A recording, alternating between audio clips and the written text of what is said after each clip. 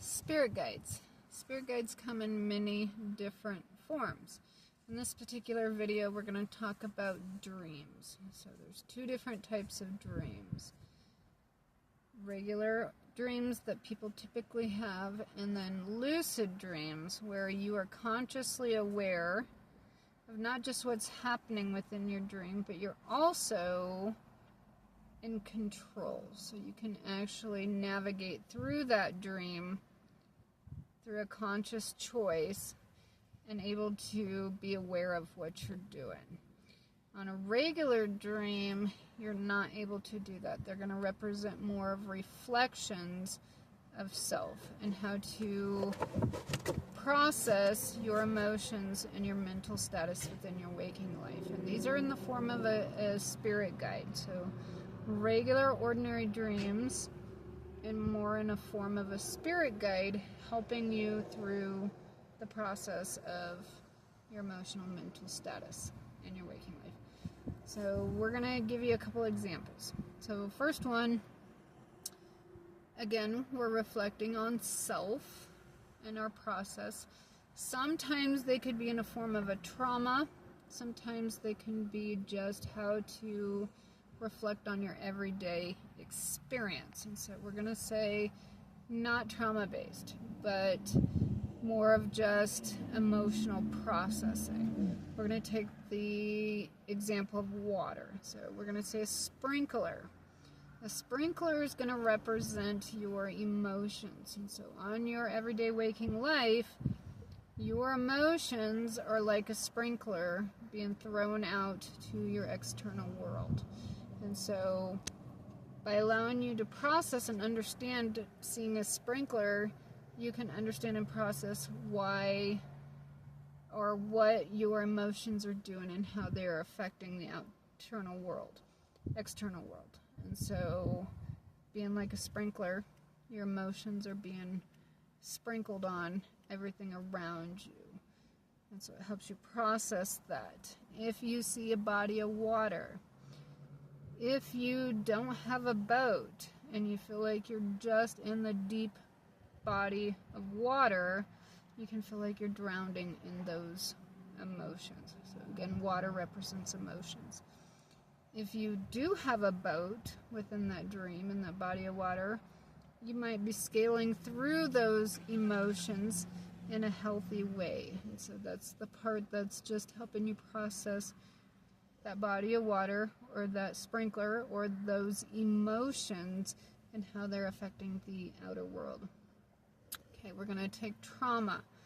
Trauma might be something like, anger. So maybe you feel really angry, but it's always towards a specific person in your dream that is going to show you your emotions in this outer world that you're not conscious of and how they are being affected by a specific person. So it's going to allow you to process that anger. Okay, how about a car? Okay, this is a big one. Cars are very common in common dreams. And so your car, if you have, that's the other thing too, is patterns.